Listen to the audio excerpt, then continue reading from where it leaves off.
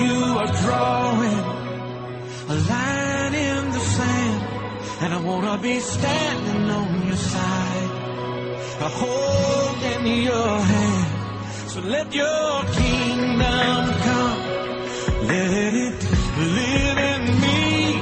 This is my prayer, and this is my plea. Let the worshipers arise. Let the sons and the daughters. I'm really excited to be able to bring this to you guys. Tonight we're going to be talking about leadership.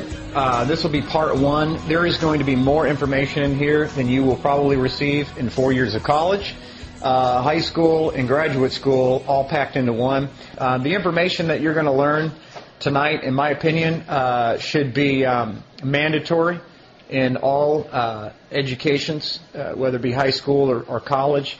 It's really on a college level, but tonight we're going to explain to you relationships. And I know that for the past year and a half, really the forward part of our ministry is digging into the Scriptures, finding out what the truth of the Scriptures say, talk about different topics, and how they relate to our lives, and basically reevaluating our belief systems, and constantly adapting them to the Word of God rather than the doctrines and traditions of men. But tonight we're going to take a step aside from that because I really believe that this is so important. Because ultimately, every single one of us are not islands by ourselves. We interact with one another. And wouldn't you agree that the state of happiness, so to speak, that we are in is relative to those around us?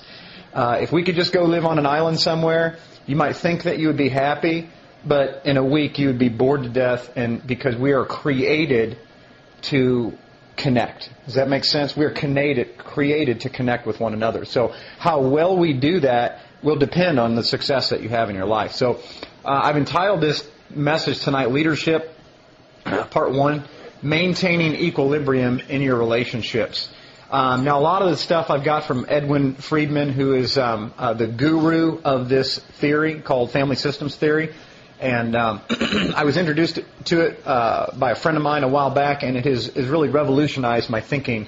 And, you know, I really wish I had this growing up, because I would have had much better relationships, much better friendships, and hurt a lot less people, and probably be much further along than I am in my relationships than today. But you know what?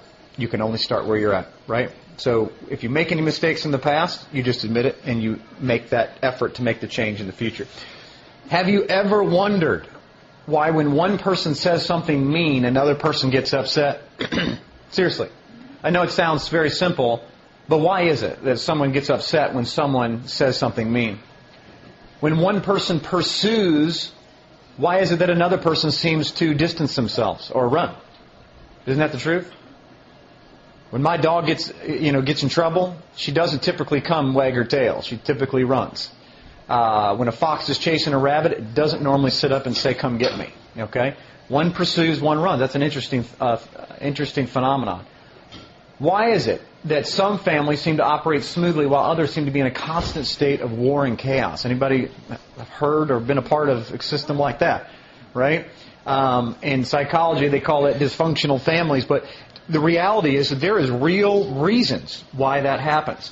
And I'm here to tell you that this information that we're going to go through, I believe, is so revolutionary, at least to me, that it can stop people in their tracks and change an entire course of someone's life or generations to come. Whole families can be changed from this information, because understanding how we relate to one another is everything. It's everything. If we do not know how to relate to one another in everyday relationships, and especially through conflict, our whole lives fall apart right before our eyes, and sometimes we don't even know why. Have you ever wondered how you can say something with all the sincerity and love you can possibly muster up, and the other person still get offended? Now, this one is the most baffling to me. For my entire life, this has been my problem. It's been this one. I have never understood how I can speak truth into someone's life and be right and be wrong all at the same time. Until now. This has been a real big stumbling block for a lot of people, and I don't think I'm in the boat by myself. Is that sometimes it is very strange when you talk to somebody and you completely don't mean something, and the other person gets offended, and now You don't even know how to handle that situation because all you're doing now is trying to make up for, I didn't mean it that way, I didn't mean it that way. And then downward the spiral goes because the other person is completely convinced that you meant it that way or was offended by something that you said. How do we deal with that? We're going to talk a little bit about that tonight. Why does it seem that all of our problems revolve around other people? It's their fault. Now, I'm going through this study and I'm thinking, no, wait a minute. Why does it seem that all of our problems revolve around other people? Has anybody ever thought about that? If we could just get rid of the other people, life would be a lot easier, right? That's what Hitler thought. But you want to know what the truth is? They don't. All your problems revolve around you. Think about that for a moment. All your problems do not revolve around other people. You understand? Your problems are revolving around you. They may be attached or related to a circumstance or a situation among someone else, but the reality is your problems are your problems because of you. This is revolutionary thinking because when you understand the personal responsibility in the individuality aspect of family systems and relationships, it will go far to change your personal situation. Because guess what? You can't change someone else, can you? But who you can change is yourself. 3 facts. Number 1, everyone is a product of their own environment, their own circumstance, their own choices, and choices that were made along the way. Let me say that again. Everyone is the product of their own environment, their own circumstances, and choices that were made along the way. Before you think I sound like Hillary Clinton and the whole village raises children thing, listen to my second point. Number 2, those choices were both made for you when you were young and then by you when you were older. Think about that for a moment. Up until the point where you become age accountable and you start making your own choices, someone else is making choices for you. That doesn't even almost seem fair. In a sense, you are who you are today right now because of what? Your parents. No. That would be true at age 9. Reactions. Choices. Choices you make. Choices. Whether it be made for you or by you, you are a product of this phenomenon called choices. Okay? Number 3, if one wants to improve his position and well-being in this life, now if you don't want to do it in this life, that's fine. But if you want to have happiness and fulfillment in this life, here's what you got to do. You must have the ability to transcend and rise above your circumstances and all the poor choices that were made either for you or by you and become the person that you were created to be. Does everybody get that? If you want to be everything that you want to be, you must have the ability to rise above all of the poor choices. Okay? It's the poor choices in life for us and by us that cause us to fall. And it is by transcending, and by the way, that is leadership characteristic. And by the way, I want to say something real quickly. I titled this Leadership Part 1 tonight, or Leadership. But the reality is that every single one of you in this room are leaders. Okay? Every one of you is leading somebody. There is not a person in this room that is not leading someone else or have the capability to lead someone else. Everyone is at a different level of leadership. If you are a parent, everything here is going to be extremely relative. If you have any plans of being a parent, or if you have leadership potential or position in your career or job, or in an organization, any type of structure, this information can help you. Okay? True leadership has the ability to transcend situations. Doesn't blame. Interestingly enough, most of us are wherever we are in life because of choices that we made involving relationships with other people. Now think about that one for a second. It's not about what school you chose. It's not about what job you it is literally about what relationships you chose. How many of us know people that got hooked up with the wrong person early on, teenagers, and ended up in a different place that they shouldn't have been, and their whole life literally was characterized by the choices of relationships? How many of you understand the concept that isn't it a strange thing that people in Ladue tend to breed themselves richer and richer and richer? Doesn't just mean Ladue, any place in the country, right? That the richest part of the neighborhoods tend to not produce poor children. Or the children, for some reason, end up being very successful people. And the reason is because they have attached themselves to successful people that have trained them to be successful. Their success literally had little to do with DNA and everything to do with the connections that they had, the relationships that they had. Everything is about connections. If you have a problem in your life, it is the connections. If this outlet does not work that's behind this frame, it is because it's not connected. There's wires that are disconnected. So throughout the entire house, what would happen from lighting to electrical to appliances if someone went around and just snipped different connections and cross-membered them? I turn on this light switch here and the garbage disposal goes on. We can have problems, okay? Because everything is completely related to the connections and making sure the connections are the right connections. And to go even further, most of us are who we are based on how we dealt with conflict and negative sabotages in those relationships and through unknowns in life. Let me stress something. It's not just all about choices. It's how you deal with negative sabotages. See, not everything in life is your fault. If somebody hits you on the highway, that's a negative sabotage. How you react to that is going to make all the difference in the world of how you come out of that.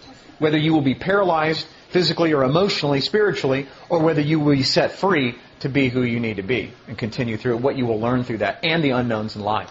Okay, so if we want to be successful and fulfilled in all aspects of our life, doesn't it make sense to make a priority to understand relationship systems and how they should be and how we should be making choices in those systems? This is all introduction. It's very important that we understand why we do what we do and then make it a priority to understand psychology-wise or the psychic-wise or the psyche behind why we make the decisions that we do, so that when you get in that decision because you've studied this information, not just because you heard it from some guy preaching up or some church or some CD or whatever, but that you looked at this, you studied it, you applied it to your life, so when you get in that situation, you immediately have created knowledge that causes you to react in the right way. Because I can promise you, we will go back to our habits. We will do whatever we are used to doing unless we force ourselves through knowledge, through training, systematically to get out of those habits. If choices can get you into messes, then folks, choices can get you out as well. That's the cool part about life. It's not a quicksand that you never come to the surface. If choices get you into something, choices can get you out. That's why choices are everything. Politicians, we're seeing this in the news even in the last couple of weeks, that choices got him to a position of power and bad choices removed him just as fast. Okay? It goes both ways. After all, the two greatest commandments of all are what? Love Yahweh with all your heart, mind, soul, and strength, and what? Love your neighbor as yourself. Both of those deal with relationships and the choices that we make in them. You see, God understands that the two most important things is how we relate to Him and how we relate to other people. Everything else, every commandment after that is just hangs on that fact and that concept. So we better make sure we understand how to relate to Him and how we relate to other people, because our ultimate judgment is determined on that fact. Blessings if you make the right choices and curses if you don't. Deuteronomy chapter 11. Remember, Moses comes down, the 10 commandments are given, all the commandments are given, and he says, I lay before you blessings and curses. Blessings if you obey, and curses if you don't. Same way today, you break the law of God, you break the law of man, you are cursed. You will end up in jail or in court. If you don't, there are blessings. Here's a good question. If you had the ability to properly understand how relationships work and how you're supposed to function within your system of relationships, how successful do you think you'll be in every area of your life? Extremely. The two areas that it amazes me in our public education system today that are untouched, at least when I was in school, are number one, finances. How important finances are and your credit, right? Nobody mentioned that to me. Or how to build credit or how to be successful financially. And number two, relationships. There's not one course, unless it's an elective course, and I certainly never took it. But I think it should be mandatory to help us understand how to relate to one another. Maybe we'd have less people dying in high schools today. It's all about how we relate, how we react. How we relate, how we react. But it's the truth. Everything that we are is about how you relate and how you react. I want you to, if you don't get anything else tonight, I want you to listen, look real carefully. Memorize this slide, because it's how you relate to one another and it's how you react to one another dependent on where you're going in your life. It is not how good a grades you get in school. I'm living proof of that. It is how you react. It is not how good you are or how skilled you are in your job. It is how you relate. I can show you and introduce you to many bosses who had fired people that were extremely skilled at what they did, but were horrible people. Family systems theory. Okay, all that was introduction. It's developed originally by Murray Bowen in the 1960s and then championed by Edwin Friedman, who's an ordained rabbi. So he was already used to biblical concepts, and he kind of put some of those concepts into this theory. It focuses on the dynamics of how people affect one another in an organization or family system as a whole, rather than singling out the problem person in that system. What I mean by that is this. Is Sigmund Freud, everybody knows who Sigmund Freud is, right? Father of a lot of things. But Sigmund Freud championed the idea of pulling out the problem people and then analyzing them. What is their problem? Okay? You have any psychologists in here or studying psychology? I knew there was a chuckle there somewhere. Okay? Sigmund Freud was known for that. Okay? What Friedman did is he said, listen, the person that has the problem is not necessarily the problem on their own, because they are connected to other people. So what he does is he looks at the individual, but then looks at the whole system and sees, is the system broke that is causing individuals to break? So if we fix individuals, we fix the system, we fix individuals all at the same time. It's more of a holistic approach. Then the theory places personal responsibility toward the individual to play his or her part in that system through several understood methods of behavior for the greater good of the individual and the system as a whole. In a nutshell, we're all product of our environment, and we are the main part of that environment. Okay? Of course, there's other things in the forest, but you are the most important as far as what your role is and what part you play. First two rules.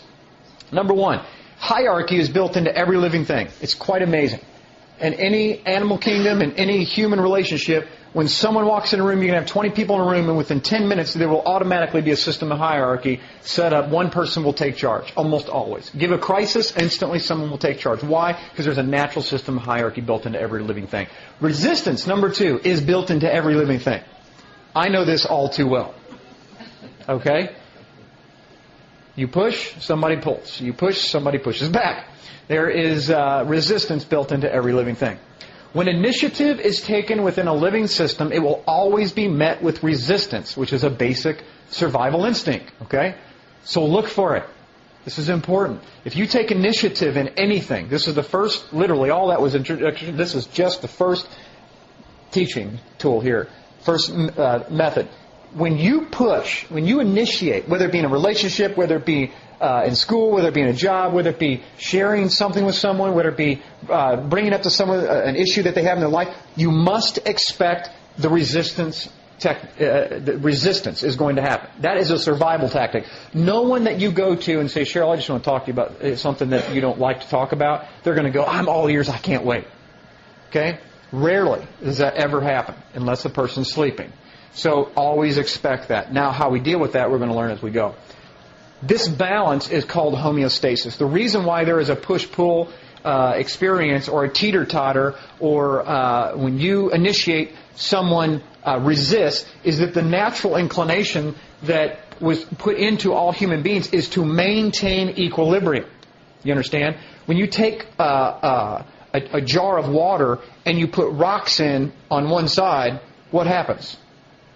The water goes to the other side. That's why when a big crater hits the ocean, that water has to go somewhere. Okay? It goes up on the other side. So it's the same thing in relationships. There is a equilibrium that is going to happen. So the resistance is actually a healthy thing if you understand how it works. It is about keeping you in balance and keeping the other person in balance at the same time. Example number one. A parent tells their teenager to clean their room. Instant resistance. The teenager reacts by saying something like, I don't want to clean my room. The parent reacts by saying something like, do it or die. The teenager thinks cleaning is better than dying, and so homeostasis is achieved. Don't you wish it always went that smoothly? Example 2, probably a better example. You share new truth with someone. This is more relative to what we're learning. How do you share the things that the Lord's been teaching us with other people without offending them? You share new truth with someone. What is their first reaction? I am so glad that you told me this new information. Can you give me more? No, that is not the reaction that people typically give. Resistance, denial, unbelief, humiliation factor. There's all kinds of emotional things that happen when you share something with someone. They push back with their version of the truth, don't they? Then you push back with your version. This continues until either, number 1, relationship becomes disconnected, or number 2, someone moves closer to the middle, achieving somewhat homeostasis status. Does that make sense? If you understand how arguments go, you will win every one.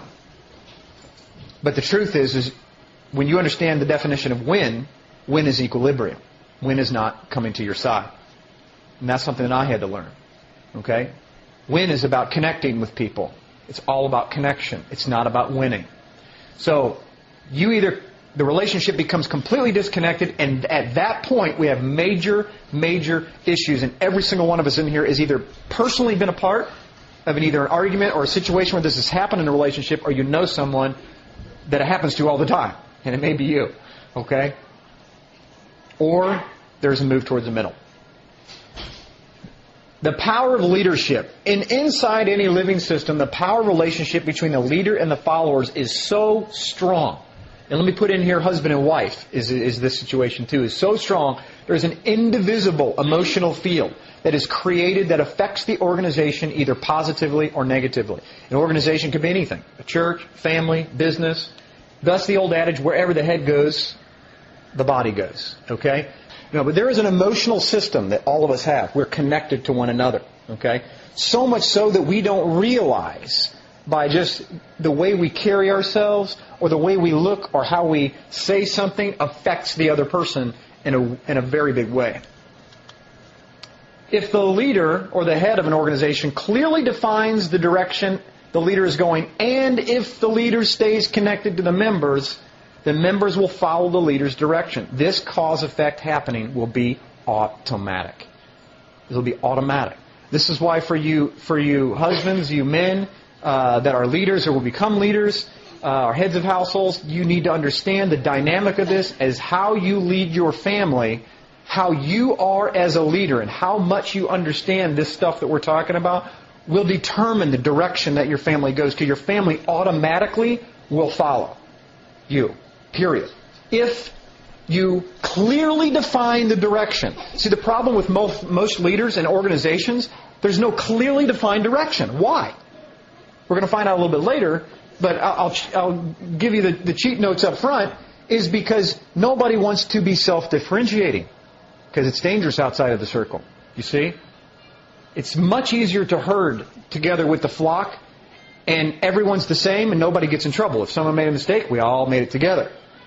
You see? But there's no clear defined definition of leadership or direction or vision. And when there's no clearly defined direction, guess what? The members by themselves will start to amoebicize. They just float around and they become lost. And some members die because there is no direction. We are made to move. Why do people go in opposite directions? We're asking a lot of questions tonight. There are 3 forces that pull people in the opposite direction. Now, this is fascinating. What I'm going to share with you here tonight, right now, is very fascinating, because you're going to see why every single problem that you have within a relationship, you will be able to define it here almost entirely. Number 1, individuality, togetherness polarity. Number 2, pursuing distancing polarity. These are opposites. Number 3, overfunctioning, underfunctioning polarity. Okay? Almost every argument, almost every relationship problem, almost every conflict or problem inside of a organization can be traced back to one of these 3 or multiples of these 3.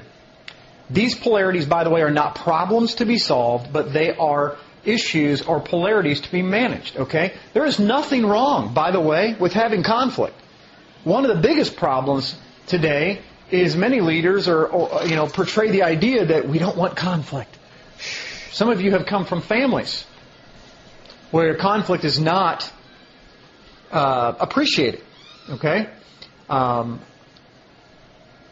Those types of families don't recognize the power of growth that happens in conflicts. Okay? So let's walk through these. Togetherness or individuality. This is some really big stuff here.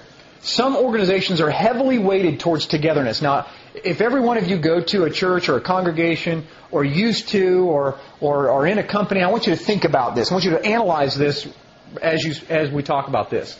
Some of them are heavily weighted towards togetherness. Okay? Now, what are some of the things that can go wrong when an organization is weighted towards togetherness?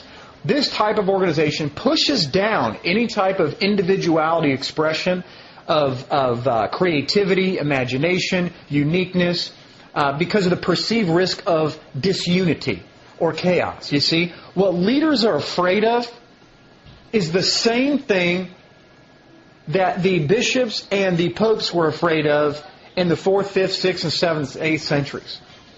And still today. And what is that? They didn't print Bibles for the people for the same reason. When you have a situation where people are allowed to think, what happens? What's the potential if you're a leader? Losing power. Okay? Why do you think they hated Martin Luther? Virtually every single movement in the history of mankind was started by one single person who stepped out of the ring and said, I'm not playing by these rules anymore. And they said, you will or you'll die. And they said, try it. And enough people stepped out instantly and created a movement. Most of our denominations were started in the same way. Okay?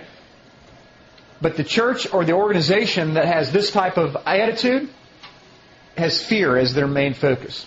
Friedman observed that in the cases where, this is interesting, where people were more concerned about feelings than progress, 100% of the time the leaders were what he calls peacemongers that went to great lengths to avoid conflict and anxiety at all costs. I'm here to tell you anxiety and conflict are good things. They're mountains to climb. You cannot be stronger and see what's on the other side until you go through that. It's not about getting rid of your problems or getting rid of conflict or even avoiding them. It's about how you manage them when they come. Because the reality is you can spend all your waking days trying to get rid of conflict and avoid situations and you will fall in a pothole. That's just the way life goes. Individuality. On the other hand, some organizations are so heavily weighted in individuality at all costs, there's no unity or peace in the group.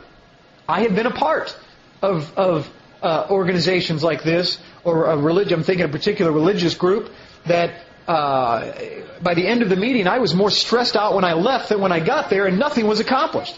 There's so many free thinkers in the group that there's no unity or peace, and that's what we want to do is find that balance. Individuality without a solid common vision creates chaos. This is the problem with individuality. If it's too heavily weighted in the pendulum side on individuality, it creates chaos within the individual and within the organization. Why? Because there is no common standard. In the case of religious groups, what should be their common vision or foundation? Of course, I believe in every person, their common foundation or vision should be what? The Bible.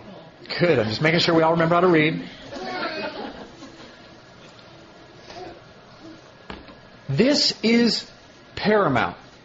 If you have no standard, no line to measure, then what happens is you have free thinkers over here, over here, over here, and over here. No one can be wrong. There is absolutely no way to move forward in a relationship or an organization if the individuals have no standard to measure their individuality by. Then they become their own reality.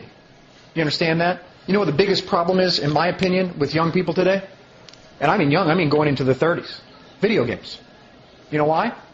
It creates an altered sense of reality and individuality to the nth degree. There is no relationship. There is no connection. It is individual inside of a fantasy world with other individuals that have no ability to affect their life. And so what happens is we have a lot of young people that are coming out of our churches today in schools, and they have no sense of direction. They have no solid foundation. They have no forward thinkingness whatsoever because they've had no ability to interact with people in a qualified, healthy manner. They've been in a fantasy land for half their life. Some of them since they were 4 years old. They're not anymore. I was visiting a friend a couple of weekends ago, and I came downstairs, and my daughters don't ever play video games. Nothing. But I'm just going to illustrate how talented you can get in 10 minutes. I mean, it was a few hours later I come back, and my 5-year-old, Elena, is playing a snowboard game, and she's flying down this hill, staying right in the middle, and then all of a sudden she goes off the side and jumps through the trees, and I'm like, oh, Elena, you went off the side. She goes, no, this is a shortcut. She lands right back in the middle of the thing. I'm like, my 5-year-old never played a video game in her life. Becoming addicted really fast, right?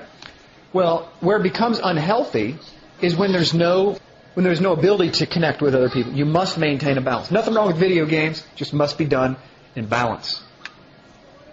Does everybody understand here? There has to be a standard.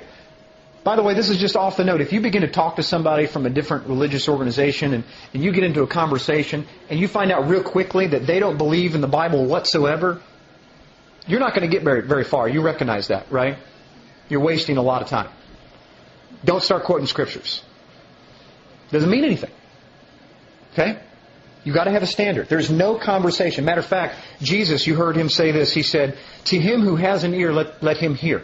Remember that statement? Does anybody have a clue what that means? That is a Hebrew idiom that means, to him who knows the law, come and I'll talk to you. In other words, I don't want to even spend a moment of my time and waste my time talking to you if you do not know the Scriptures. Because you're not going to believe me. There's going to be no progress. Thank you. There's going to be no progress in our communication if you don't understand the baseline. That's the same saying, like, don't throw your pearls before. That's exactly right. You're wasting your time. Individual, togetherness, polarity. Along the same topic, all of us are constantly striving to maintain our individuality or giving up a little individuality in order to maintain togetherness. All of us, all the time, are giving and taking constantly. Whoever does it the best tends to have the best relationships and the most friends.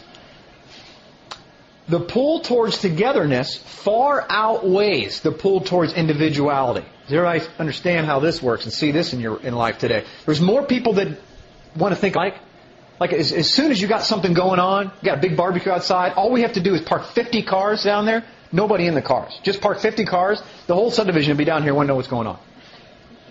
It'll be 3 people. Me and my wife and one of our kids. But we got 50 cars. They want to know what's going on, right? There's a sense built into all of us to want to be together. There's a togetherness. It's a flocking instinct is what it really is. Proof of this is trauma. Think about this. What happens to family members who disagree with one another, even hate each other when something catastrophic happens in the family? They pull together. It's a strange thing. 10 minutes ago, we were fist fighting. Now we're holding hands. What? I don't understand. Or have you ever experienced the idea that of 2 brothers who can't stand each other? Like me and my brother could be in a fight when we were 13 years old. But if someone came up and hit my brother, in the middle of me hitting him, I'll turn around and hit them. Now that makes no logical sense. I want my brother to get beat up. This other person is helping me. But see, he's not their brother. Someone tell me if this makes sense. It makes no sense. Because there's a natural, inborn togetherness that's built inside of each one of us. We protect one another. We want to be part of one another. We just don't know how to do it. This is called the herding instinct. Okay? The central dilemma for leaders is how do we get close to one another in an organization yet maintain our individuality? Because one of the things, I get to talk to pastors all over the country through our website, and one of the problems that I have seen in talking to pastors even locally here is that they feel handcuffed because they are a part of a large organization that has, quite frankly, more control than they do. Their board members have more control over they do. If they preach a sermon that nobody likes, if they come up and say, by the way, I'm going to teach a sermon, tithing, we're not doing tithing anymore. The board members are not going to be happy about that sermon. He will be fired the next day, even if he believes it in Scripture. You see? So how is this dance created to where you can be connected with people but still maintain identity? There's one time in life where this is most magnified, and this is as you grow up. Moms and dads remember teenagers where the teenager began to spread wings. We call it spreading wings, right? This is this idea of creating individuality but maintaining closeness. And it's how you deal with the spreading of the wings and how your son or daughter learns relationships. If they understand what's going on and they understand the importance is, hey, we want you to spread wings, but maintaining connection with the family is you have to have that balance. Then they'll understand why you say you can't go to your friend's house tonight, because that you recognize they're out of balance. How do you share your thoughts, feelings, and emotions about anything with anyone that you know will disagree while still remaining connected? This is the first statement that I've come to that is the most difficult in life. How do you share with someone something that you know they're going to disagree with, but still maintain the relationship at the same time? Because typically, the second that I come and I tell Becky that I have a problem with something that she did, it's going to create a disconnection in our relationship. That's why part of the reason why we have so much problems in the church is because there's so much sin and nobody wants to do anything about it. Because guess what? That's Becky's problem. That's Dave's problem. That's Jim's problem. Let him deal with it. He'll hang himself, right? Given enough rope. And I don't need much. 4 or 5 inches. The truth is that's not how the Scriptures tell us to deal with one another. We're supposed to go to one another, but with what? Love. Okay? So there is that balance right there in Scripture. All this stuff is right in the Scriptures. It's just different language. The key is to focus on and encourage individuality or self-differentiation while maintaining connection with the rest of the group or the individual. Folks, if you don't get anything else out of what we're going to talk about tonight, get this. When you approach someone or you have an issue, maintain the connection. That is the most important thing. I had a friend of mine give me probably one of the greatest phrases I've ever heard. He said, buy the opportunity. Swallow your pride. Swallow your pride. If someone asks you to do something, you don't want to do it, and you get in a pickle like I have just been recently with a situation. I was asked to do something, and to do it was to condone something that I don't necessarily agree with. But if I don't do it, the relationship will be completely disbanded, and I will never have an opportunity to minister to that person ever again. Now, doing it is a short-term upset in my emotional system that I have to swallow so that I can minister to that person in the future. Does everybody get what I'm saying? What I'm saying is this: connection is more important than anything else. It's the most important thing. Connection. Maintain the connection. You ever heard the adage, burning your bridges? You ever heard the adage, don't burn your bridges? There's a reason why that's there. It's because when you burn a bridge, you can never go back, and it's very difficult to rebuild a bridge. The Scriptures say in Proverbs that it is like bars of a castle. It's like penetrating bars of a castle. That's how difficult it is to get back into the heart of someone that you have offended. So maintain the connection in everything you say and do.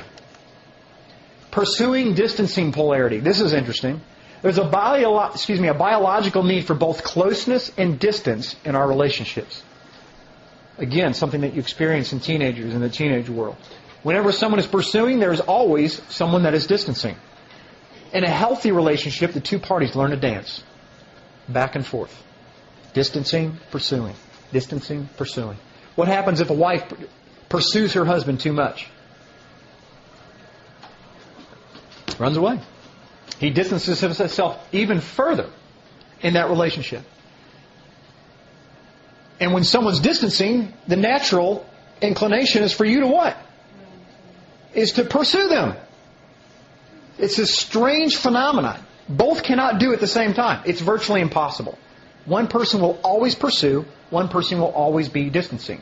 They can reverse polarity and reverse roles, but that happens every single time. Here's what's important. If you are going to pursue for any reason and in every circumstance, you need to understand that another person cannot hear the pursuer if the distancer is moving away from the pursuer. Let me say that again in different language. They will not hear you when their ears are closed. Many of you have been in an argument or seen my kids. do this, you know. They don't want to hear it. Has anybody besides me been in an argument to such a point where you're saying all the right things? How can this person not get it? How are they not understanding you? You're not getting your point across. Something happened. Their ears didn't stop working. Your mouth certainly didn't stop working. But something stopped working.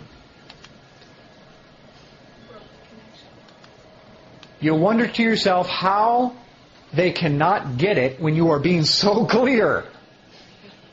1 + 1 is 2. Hello. And they don't get it, and it's very frustrating.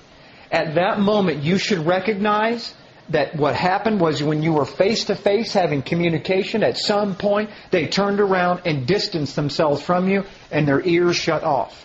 You can be right and be wrong all at the same time. You can say all the right things and mean nothing because they fall on deaf ears. Another cliche. Where did it come from? It's because of the idea that when someone pursues, someone will typically distance. And the harder you pursue, the faster they will run. So keeping that in mind, understand this. Distancers always outdistance pursuers. You cannot catch a distancer. Period. And the harder you try, the faster they run. And for some reason, if you're a fast pursuer, they somehow always keep 2 steps ahead of you. You cannot catch a distancer. And the harder you try to suck them in through emotional manipulation or physical, you can... Right? Parents do that to their children sometimes. Listen to me! And they're going, okay. They have no clue what you're saying. Number 3. So that's the distancer-pursuer relationship. Okay? If you're going to pursue, it's important to understand that someone's going to be distancing. So it's really important that when you pursue carefully. And recognize it. See, it's just in the fact... None of this, quite frankly, might hit you as I'm talking until you experience it yourself. The next relationship, the next conflict that you have, as you begin to pursue, you're going to notice a resistance and a distancing, and it will hit your brain, I need to stop pursuing. The moment you stop pursuing, typically the other person will stop distancing, and the relationship starts to come back to equilibrium. It's all about equilibrium. Action equal reaction. Distancers almost always distance it proportionately to the emotional intensity of the pursuer. Isn't that interesting? Adrian, so I got something I want to talk to you in your life. I think that you need some help in this particular area. There's going to be a little bit of resistance. Adrian, you're an idiot! Bigger resistance. Okay? Well, people don't typically deal with great amounts of anxiety very well. They will almost always, and I don't even know if it's almost, they will probably always deal with anxiety by distancing quickly from the person who's pointing the gun at them. Or resist you to the point of try to give it back. Almost always. They will either completely distance or they will resist. There's only 2 things. And resistance means that I'm going to give this problem back to Dave. I'm going to make him so mad. I'm going to take my anxiety, my anger, and I'm going to say something or do something to make him so mad that now I have the ability to transfer the anxiety right back. You see, that's called sabotage. I don't have that up here because that's later on, a couple of weeks from now. But just take that back with you. When you pursue someone with an issue, what's going to happen is they're going to do 1 or 2 things. They're going to distance or resist. And typically both. It'll be resist and then distance. Okay? But the resistance is going to take the anxiety and get it right back to you. See, I can say, Amy, this is what God's been showing me in the Word. All right? Now what's going to happen is someone might completely disagree with you and they're going to say, you're an idiot. Now, what they've done is insulted you on purpose. But what you need to recognize, if you expect it, then you can maintain your sense of equilibrium and not let it offend you. Because if you recognize that all they're trying to do is do what? Get rid of their anxiety. You're the only person standing in front of them. You gave it to them, they're going to give it right back. Recognize it and don't take it personal. Never take it personal. Because the person that says something wrong or is coming to you or you going to them, the person that's giving the anxiety they're going to immediately try to give it back. Recognize it and don't accept it. Maintain the equilibrium. Okay. Have you ever experienced an argument that escalates out of control? Never yell at your dog when they're not ready. Here's an example. Okay? My dog, I have a new puppy. She tends to pee on the floor when she gets excited. And she tends to find corners of the house to go to the bathroom in. So whenever I find these corners, as the head of the household, I'm not happy about this situation. And the other day, something happened, and I looked at the dog, she looked at me, and I began to pursue, and she began to run and pee at the same time. It was absolutely not funny. This is how arguments escalate out of control. It's the same way. You pursue too intensely. Now, see, I've done this. I've learned now from my own stuff in study that when I have a problem with a dog, I say, Coco, come here, and then grab her by the neck. No. But I move slowly and pick up the dog slowly so she doesn't pee on me or anything else. And I've learned from experience. And sometimes we have to learn the hard way. But the truth is, remember, never yell at your dog when they're not ready. Don't yell. Don't escalate an argument. Don't go there because it will get out of control. Equilibrium is off and gone. Stop. And equilibrium almost always returns natural. If you find someone is distancing themselves from you, you are probably pursuing too aggressively. That's just a matter of fact. We've talked about that. To get them to stop distancing, what do you think you need to do? Stop pursuing or lower the intensity. And the distancer might just become the pursuer. I've experienced this in my own personal relationships.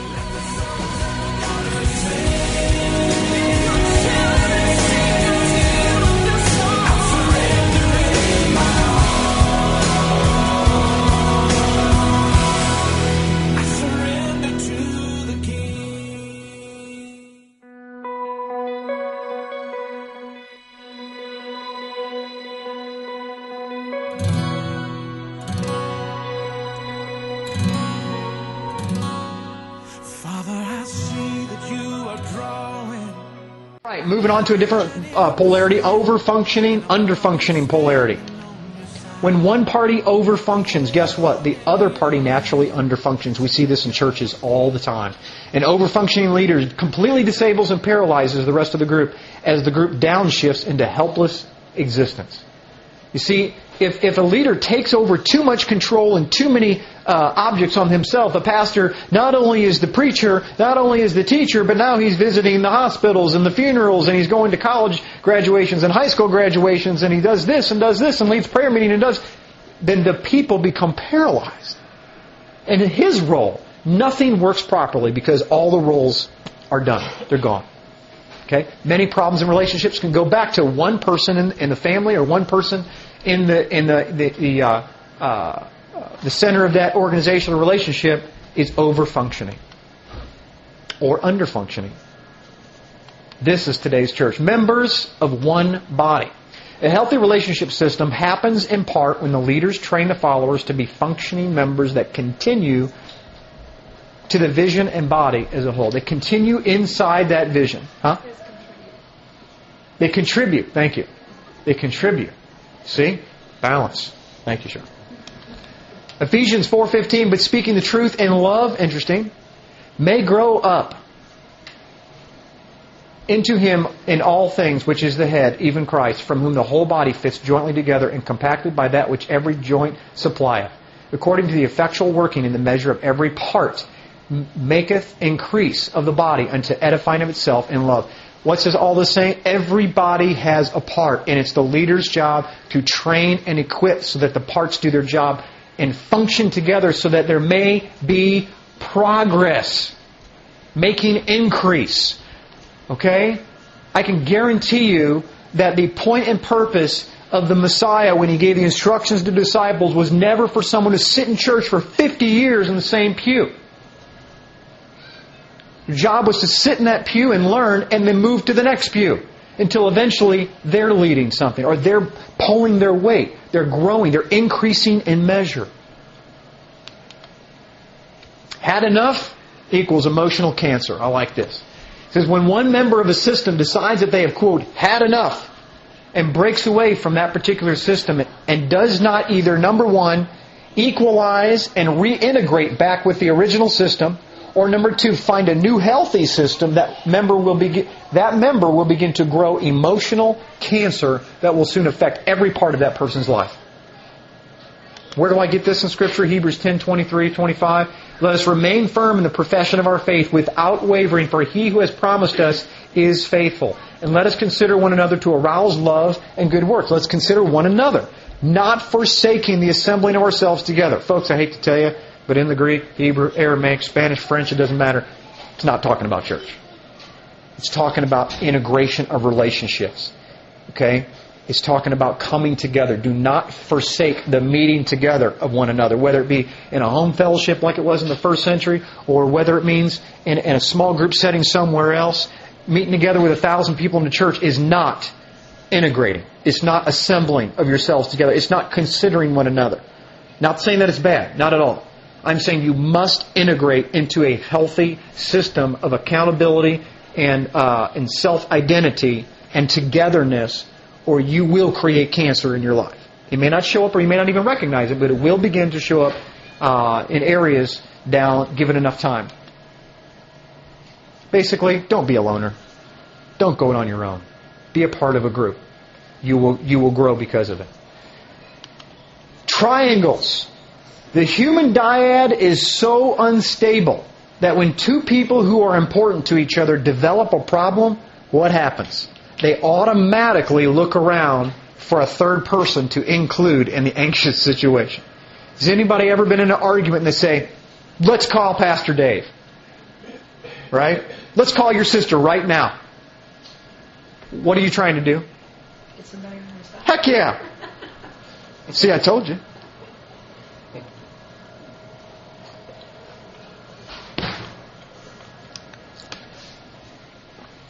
This is real important.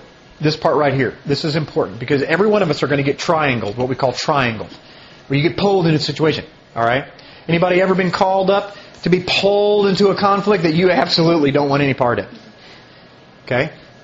What I'm going to show you is basically sometimes you can't help sometimes getting pulled into a relationship. Your role sometimes, whether sister, brother, mother, father, wife, husband, automatically puts you into that role of being triangle.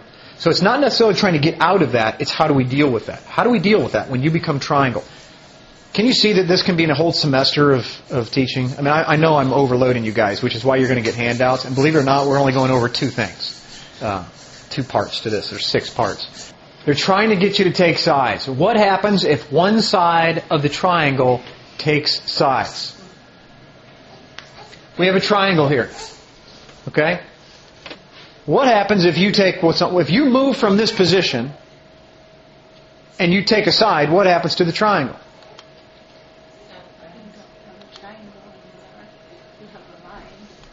Well, this is exactly right. Now, I could not display that on board, but what happens is it makes the triangle unstable. If you take this line and you move it from the bottom, which causes the triangle to be stable, and you move it over here, you have an unstable system immediately.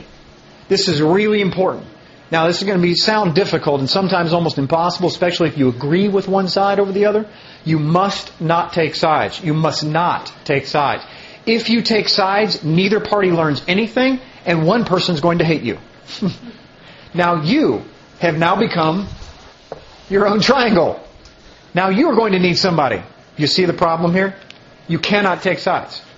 Our job as leaders, and every one of us will be in this position, if not have been already, is to maintain the balance in this emotional nightmare. Here's how we do this. Here's the rules. When you find yourself triangled, your job is not to find a way out as much as to try to stabilize the 2 sides. By the way, the 2 sides can be one person and an issue. It doesn't necessarily have to be between 2 people. It can be one person and an issue. The job is to stabilize.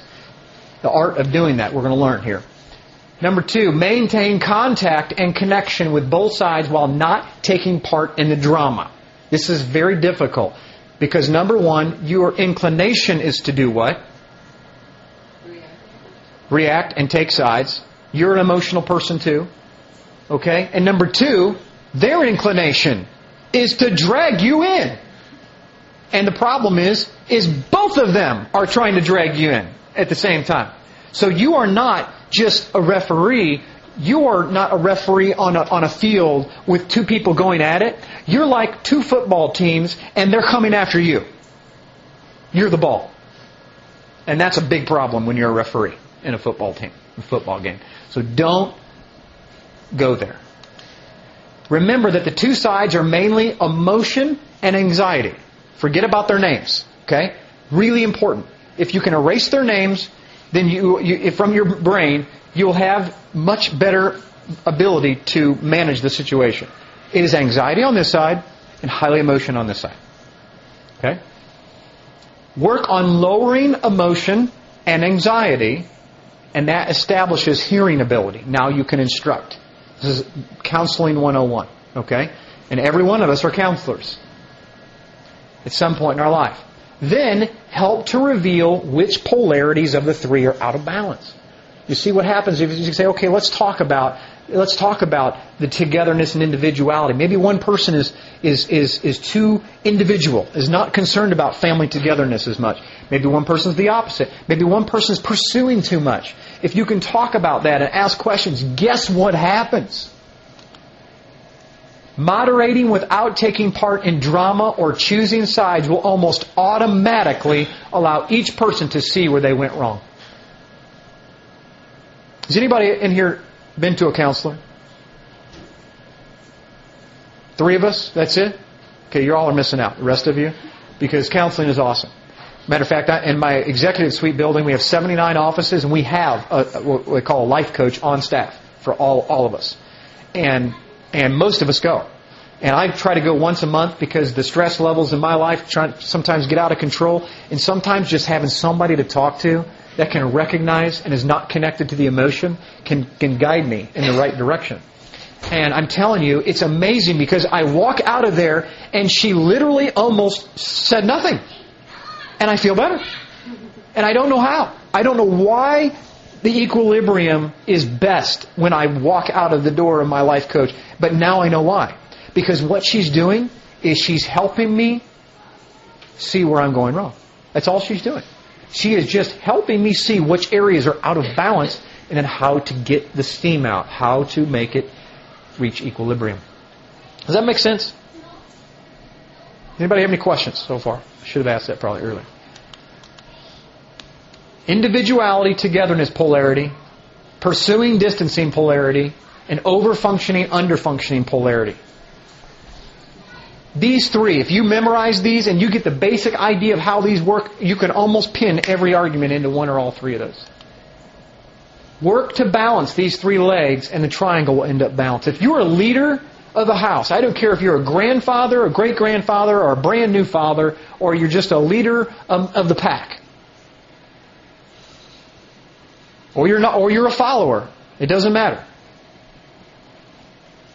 If you understand these 3 things, and you are constantly sensitive to the people around you in your zone, let's call it, then you'll recognize when someone's over-functioning, under-functioning, someone's pursuing too hard, and you will be able to instantly lead. See? It's recognizing. Leadership is all about recognition. Traditional thinking. In the traditional thinking, the fault always lies with the other person. If they change, then I'll change. Right? That's traditional thinking. And you know what? Sometimes that works. The first thing that happens when you get into counseling, and me and Cheryl have done a lot of this over the years, is we did some marriage counseling one time, and the gal said, I'm telling you what, I'm doing nothing until he changes. What she's really doing is trying to wave a magic wand. She's trying to will that person to do the right thing. Ain't going to happen. Maybe for a short period of time it'll work, but it won't work long term. It will never work in the long run. The better way, Friedman's way, deals with 6 different steps, and we're going to finish quickly with just going through 2 of them. If that wasn't enough, and I probably should stop here, but the truth is we'll be on this for 4 weeks, and I got other things I want to go on to. So we're just going to talk about 2 of them. But Here is the Friedman way to differentiating yourself, staying connected, maintaining a non-anxious presence, being non-reactive, managing the triangles, and persisting in the face of sabotage. So we're just going to talk about two. It is the heart of the matter. This is by far the most important, I believe, is differentiating yourself and connecting. Two dimensions within differentiating yourself. First of all, you must be able to handle the difference in thinking and feelings. How many know this is right brain, left brain? The most difficult part of life is managing these two things. Who's supposed to win, by the way? What's supposed to manage what? The feeling part must be managed by the thinking part. How often does that really happen? Most of the time, who wins? The feeling part. Because why? We're emotional feeling people. Men are just overgrown women that have hair on their face. The truth is we're all emotional. It's not just females. Females actually just have a much better grasp on their emotions. There's a balance. There's a reason why God pulled the female part, Eve, out of Adam. Right? He pulled most of the sensitivity and the female emotion out. The male kept the right side of the brain. What's supposed to happen is when man and woman come together, the man is supposed to recognize the value in his wife and the sensitivity, because that's what he's missing, you see. And then likewise, the wife recognizing the value in her husband. Managing your feelings always should be done with the thinking part of your brain. You must manage your feelings. That's very, very important. Do not allow your feelings to guide you. How many know people that are completely guided by their feelings? It does not matter what logic says. The President of the United States could stand right in front of them and tell them we're going to war with China. And they won't believe anything because they don't feel right about it. Okay? On my left, and then these are just like all 13, and these are 8, 9, 10. Okay, don't worry about it. Thank you, dear. This here takes a lot of work. Because our first reaction is to be led by our emotion. Number two, the second dimension is you must be able to balance intimacy with autonomy. How can one maintain closeness without losing their independence? How do I have a relationship with you and have and encourage togetherness as a family or as a unit or as a fellowship, but maintain my own personal autonomy, my own individuality? That is an art, okay? That's what I would encourage you to do, is to maintain connection, yet encourage you to be who you are. Encourage your individuality. And see, I think, and what Friedman says, most leaders make their mistake, is they want you to be me. They want the follower to be the leader. Be like me. No, you need to be you. That's what makes an entity a living organism. Is when the members of the body autonomously grow individually. When you mature, you have the ability to encourage and edify people around you. You realize that? Then guess what? It makes my job easier. Then I can continue to go on to deeper and deeper things. That's Paul, or the author of Hebrews, rebuke in Hebrews 6:1. He says, quit talking about the gospel. I had a lady email me and she said, you're making things too complicated. We just need to preach the gospel. I said, you're right. But I hope that that's not all you do. Because Paul would rebuke you. Because this is not what we're supposed to be doing, is focusing on preaching the gospel only. We're supposed to bring people deeper. He says, let's get past the doctrine of baptisms and the raising of the dead and the final judgment and Christ and Him crucified. That's old stuff. That's basic 101. Let's go on to teach deeper and deeper things. Grow the people, is what he's saying. In order to bring change in any situation or organization. So if you have a situation where you want to change your boss, you want to change your work, you want to change your world, you think that big? You must speak up for yourself and differentiate from the others. But what do you must do when you do that? Speak up for yourself, and the mistake that most people make is they step too far outside the line. Now everybody goes, we're not going to be like him. And now you're disconnected from the group. You see, the art is self-differentiate, but maintain that connection. Listen, respect, it's that connection that causes people to think. Self-differentiate while maintaining connection. That's the most important thing. Whoops. If one person in an emotional system can be a little bit different over a sustained period of time, the whole system will eventually change. That's a quote by some very smart people. It only takes one person with a little bit of change. If he maintains connection but maintains his individuality and self-differentiation, the entire group changes. Did you know, and I can play this example on you, I can actually sabotage you and you won't even know it. Have you ever been in a group where one person starts talking negative? And pretty soon, everyone's a sourpuss mood. Everyone's upset. Yeah, you're right, man. That speech was horrible. I can't believe Jim talked about that. I can't believe he talked for an hour and a half, and I just feel like a horrible person. Flip it around. One person says, man, I was really encouraged by that. Next thing you know, the person that was thinking, man, I was bored to death, and yeah, I guess it wasn't too bad. It is a natural inclination. We affect each other emotionally, right? The whole group moves in the direction of whoever self-differentiates. The guy that has a black leather jacket on and tattoos all over the place and earrings all over the place, what's he doing? Self-differentiating. He draws a crowd real quick, doesn't he? People will follow someone who self-differentiates. Healthy or not. The real problems in organizations reside within the emotional system. It is not with the building. It is not with the structure. It is with the emotional system. Fix the emotional system, everything else falls into place. Everyone blames everyone else. There is no personal responsibility whatsoever. These are the problems. Now, here's what I want you to do. Remember the old George Burns movie, Oh God, You Devil? Anybody old enough to remember that? What did he say? What was the big motto, the thing that put posters up everywhere? Think God. Think God. Well, here's what I want you to do. I want you to think self. Okay? But I want you to do it in a different way that it might sound. Instead of pointing fingers and blaming others for a bad circumstance or situation, ask yourself, what did I contribute to this relationship pattern? Because I can promise you, the old adage, takes two to tango, takes two to fight, is true. If someone is offended, I can promise you they didn't offend themselves. You said something to offend them. Which means you in that argument, so immediately, and if you can't do it, if you can't have no control of your emotions, say, hold on 1 minute, go somewhere for 10 minutes, think through the situation, and you'll go, yep, thinking from their perspective, I guess I could see how that would offend them. Now come back and admit it. And equilibrium instantly gets fixed. Everyone contributes to problems. And then go through the three polarities.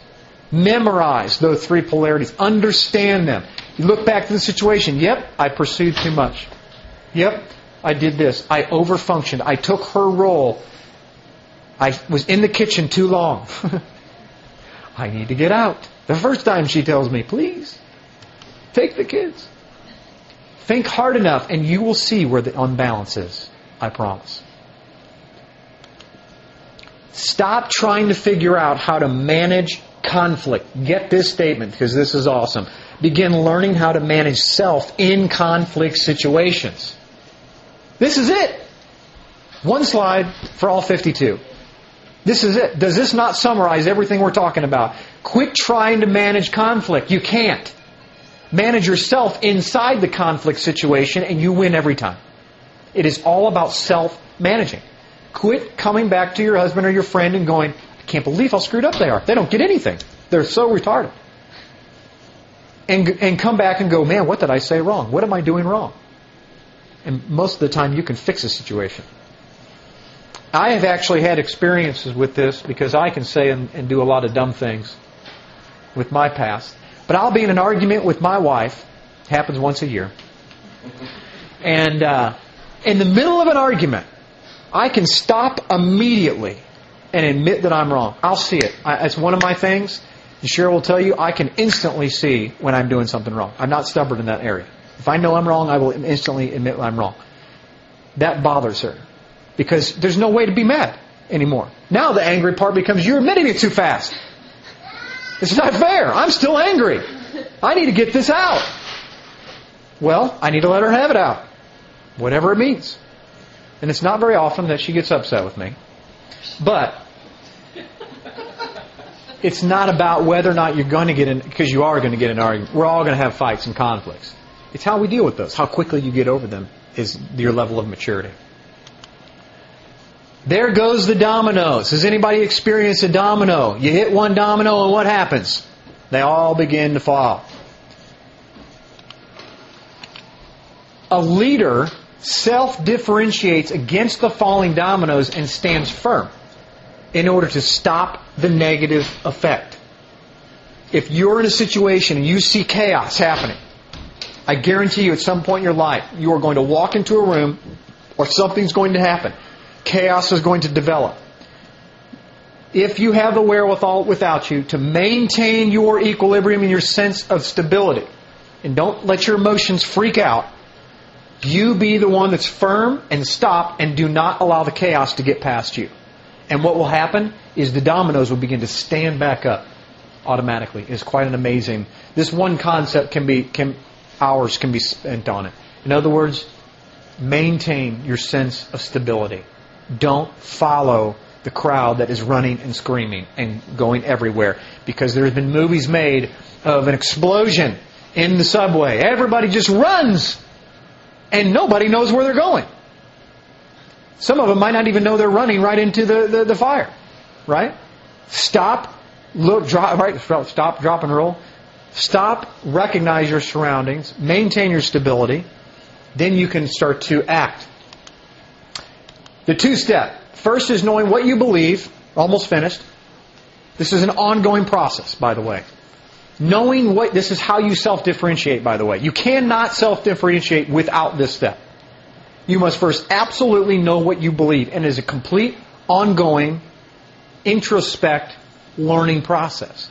This is why most people in Christianity cannot self-differentiate. They must have someone hold them by the hand. And they will be a follower since the day they got out of Sunday school to the time that they pass away. With a third grade, equal to what most scholars would say is a third grade education. Why? Because they are measuring their learning from the one that is teaching. They're not measuring their learning by themselves. Because, see, the Scriptures don't say, study your pastor to show yourself approved, a workman rightly divides the word of truth. It says, you study the word of truth. You can do it with your pastor or with other people, that's fine. But the reality is that we are supposed to introspectively, ongoingly know what you believe. You need to study to find out what you believe. Don't just believe what someone told you. You need to know. By the way, doing that creates more things inside of you and greater character and maturity than you could possibly know. Just obeying the Scripture and studying on your own or finding someone to help you study, just by making those steps, not reading your Bible, but learning it, creates character and maturity. Number two, second, is defining yourself to others. These are the two steps to self-differentiate. You want to be a leader? You want to be successful in your life no matter where you're at? Period.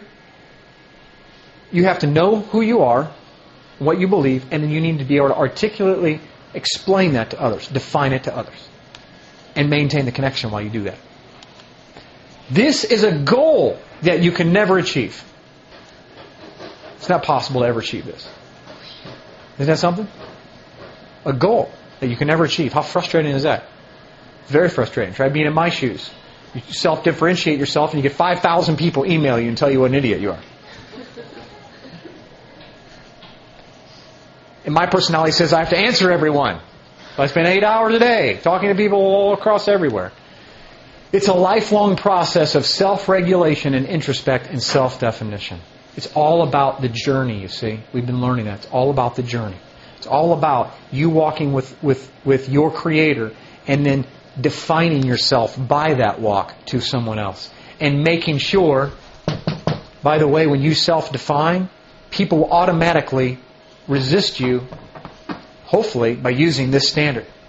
And if your self-definition lines up with this standard, what are they forced to do?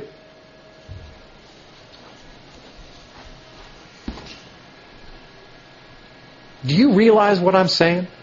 If you do this yourself, it automatically forces people around you to do the two-step process. You will create in them the ability to self-differentiate. You'll be teaching them how to self-differentiate and they won't even know it. I experience this literally on a daily basis. Over the internet. Or a friend of mine that completely been in church his whole life but not even a spiritual person. Talk about an issue that is a hot topic with him. He completely disagrees with me. And get, I'm going to prove that you're wrong. Goes back to the Scripture. I'm going to find that in Scripture. That, cleanliness is next to godliness. It's there. I know it. Can't find it. What has he just done? He's set free from a lie, number one. Truth sets him free.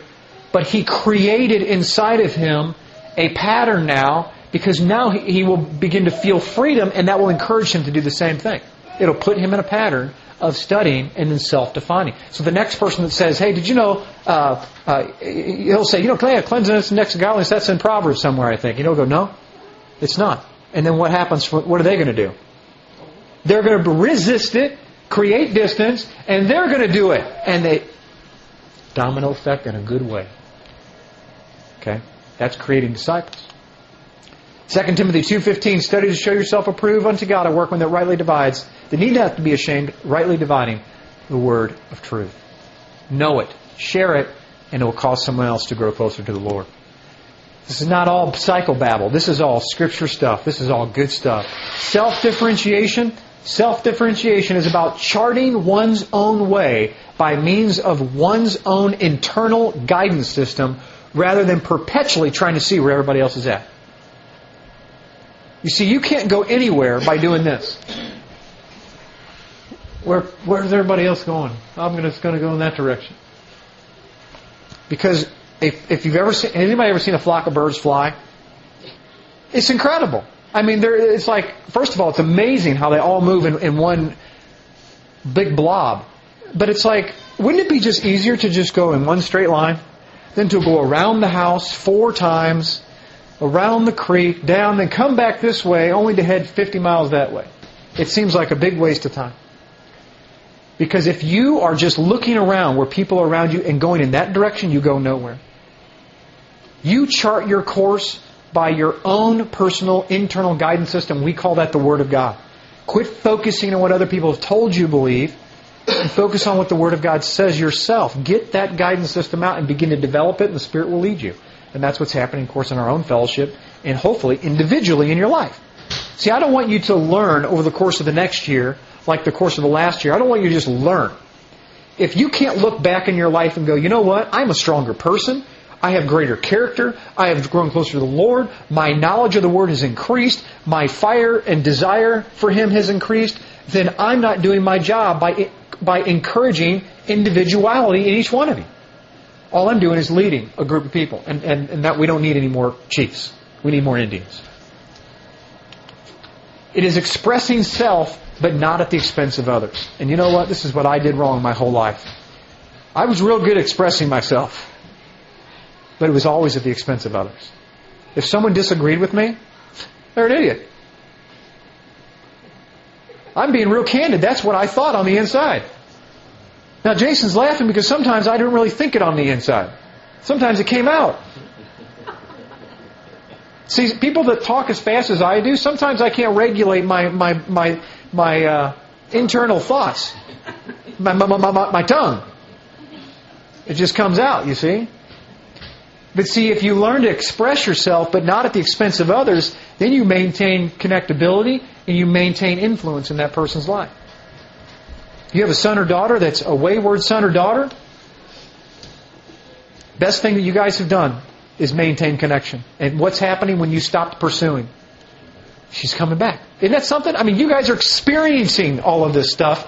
You don't even know it. All of us have experienced that. You stop pursuing, and amazingly, because it's inbred in every person, they want connection. They may not know how to do it, but that's what we want.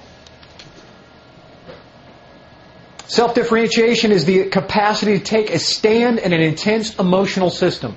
Saying I when others are demanding we. Braveheart did not say, okay. Braveheart said, this is what we're going to do. A well-differentiated leader is someone who has clarity about life's goals and therefore someone who is less likely to become lost and anxious emotional processes swirling about. Someone who can be separate while still remaining connected. And therefore someone who can maintain a modifying, non-anxious, and sometimes challenging presence. Challenging presence means that they're kind of going against the flow, but in such a gentle way that people are okay with that idea. Have you ever been around someone that goes against the flow so much that he's offensive? It's offensive. Okay? Versus someone who disagrees, but gracefully. People listen to that person. Both people could actually be saying the same thing. These persons can manage their own reactivity to the automatic reactivity of others. And therefore they are able to take stands at the risk of displeasing.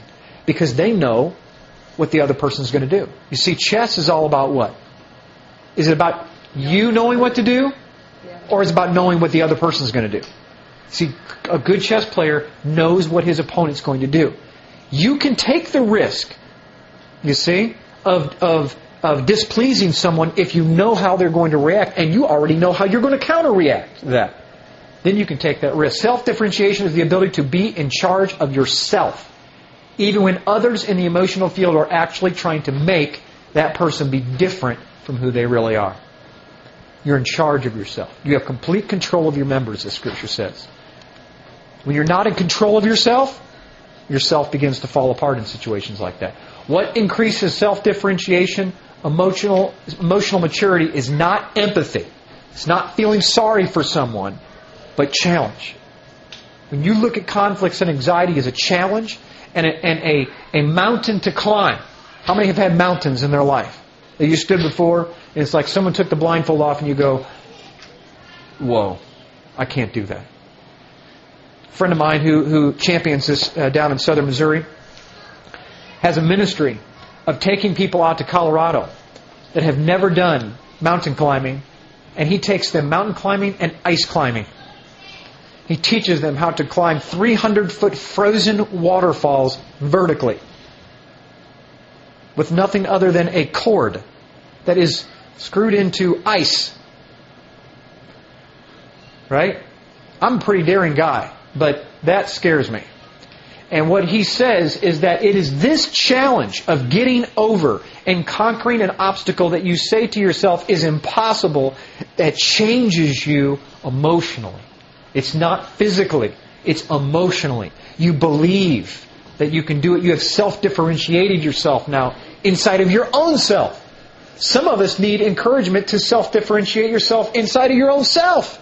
That you actually are a person that has value and worth. And lastly, I think this is the last slide. This one we've talked about a lot, so there's not a whole lot to talk about. But stay connected. Number 2 in the 6-step process is stay connected. While self-differentiation is the most important ability in this model, the second most important ability is the ability to continue a relationship with people who disagree with the leader. That's difficult. This greater comfort allows the leader to stay connected to the others because the leader does not need their acceptance. Catch this. Understanding, affirmation, praise, or agreement to feel okay. Now, it's great. And leaders, and boy, I love to get pats on the back. Who doesn't? But someone who knows who they are and has self-differentiated themselves doesn't need it to go forward. You see, when I got an email the other day telling me that I'm an idiot, it didn't hurt my feelings. No, the truth is that I've self-differentiated myself and I know where I'm going. I am being led by a center compass of the Word of God and what Yahweh is doing in my life. Nobody can pull me off of that. The central dilemma in managing the individuality togetherness forces for each person is how to keep the focus on one's own life and life direction. Catch this for yourself. But still stay in open, clear communication with the other significant people in your life. Friedman contended that many have this capacity to stay in touch. We're all really good at that, typically. To stay connected. a fewer number of people have the capacity to be truly self-differentiating. And even fewer have the ability and capacity to do both, to stay in touch and be self-differentiated. Folks, that's it. That is everything. Is being self-differentiated, but staying in connectivity, in touch, in communion. Stay connected. For those of you that are learning things about, Easter and Passover and the different things that we're learning in the Scriptures, right? When you share those things with your friends or with your family, you're going to notice that there's going to be an equal and opposite reaction.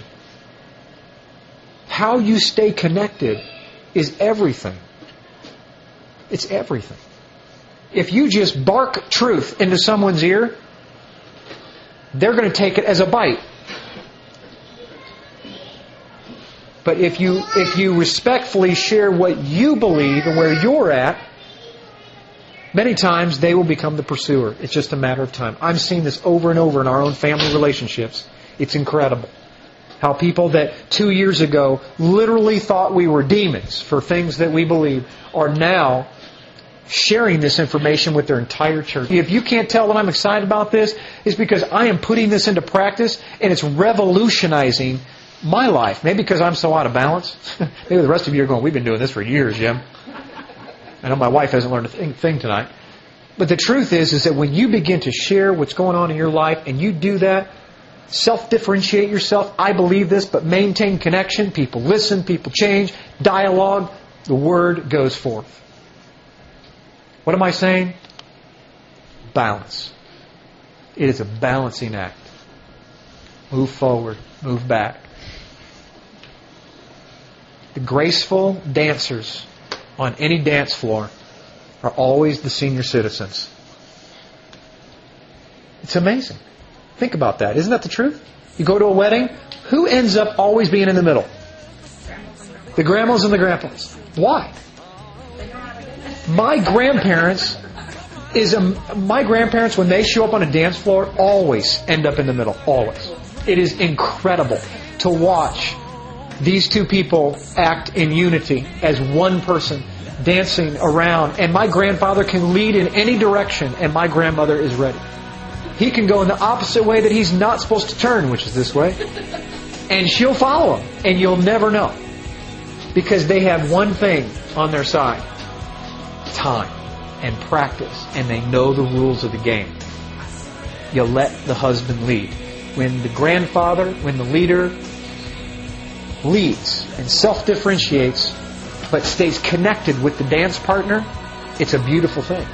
Because even when she steps on his toes or he steps on her toes, nobody notices, and it's not a big deal. Because she knows his intention is to lead her and stay connected. He doesn't have to be perfect. I've seen him make mistakes. Trust me, I watch. It's so fascinating. And I'll see him accidentally step on her toe just a little bit. But the truth is it's all about the connectivity, the balance, the practice, and the intention. Let's pray.